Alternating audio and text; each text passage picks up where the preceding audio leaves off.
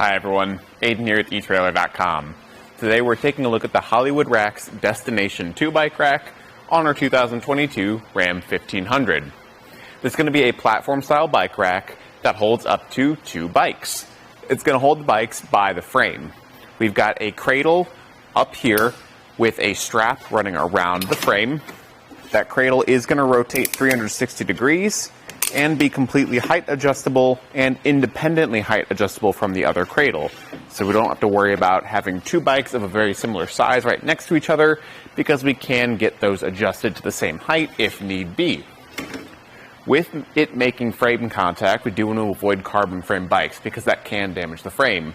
But with the cradle pivoting and rotating, it can accommodate alternative frame bikes and kids bikes without the need for a bike adapter bar, like you might find on other platform racks that use a hook over the frame. With that in mind, there is also a 35-pound weight capacity per bike, so just stay within those limits and we should be just fine. Now, the Destination is a more entry-level rack. It does lack some features because of that. A lot of platform-style racks have a tilting feature where they can tilt away from the vehicle with the bikes loaded to gain access to the back, whether it be your tailgate like on the truck here, or a hatch on a regular passenger car. With this, we don't have a tilting feature, so we can't do that, but we can get the bike unloaded. Getting it unloaded is pretty simple. We've just got 2 wheel straps on either end. Press in that gray button and remove the strap. And then with one arm kind of around the frame of the bike here to steady it, keep it from falling, do the same thing for the strap on the cradle here.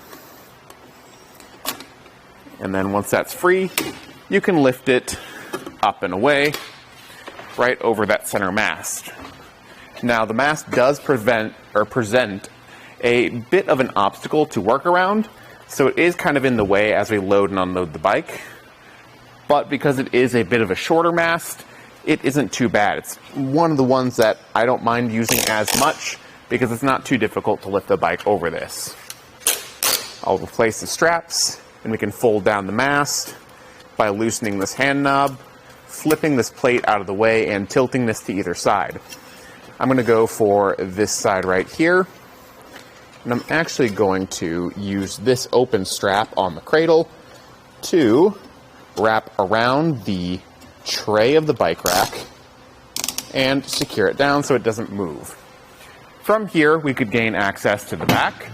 It will, unfortunately, make contact with the bike rack here, though. Now, if you're not getting anything or stepping on the tailgate and you just need a little bit easier access to grab something out of the back, this to me isn't that big a deal. But if you want somewhere to sit and change your shoes before or after a ride, this isn't going to work because it's going to be putting too much pressure on the bike rack.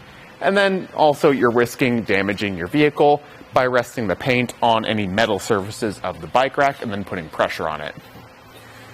If you do want something that's going to tilt, that is going to be a lot harder, especially with bikes loaded.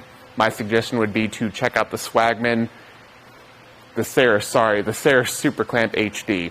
That one sticks out pretty far from any vehicle, and we've had the most luck with that having clearance on most trucks. With that in mind, we can fold this up. So the reason we do that is to save some space. While we've got it in this position, let's see how far it sticks out from the vehicle first.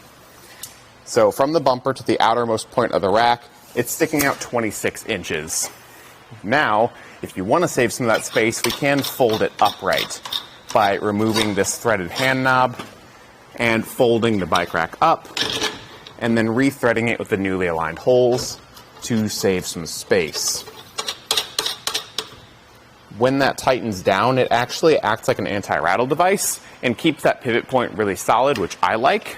It just makes for a better bike rack experience and makes it more stable. And at this point, it's only sticking out 13 inches. So it does save quite a bit of room, and it doesn't block your backup camera in this state. So if you want to leave it in the hitch between rides, you can, and it'll be a little easier to pull into parking spaces and things like that. Down at the hitch, we can see it's working with our 2-inch by 2-inch receiver tube.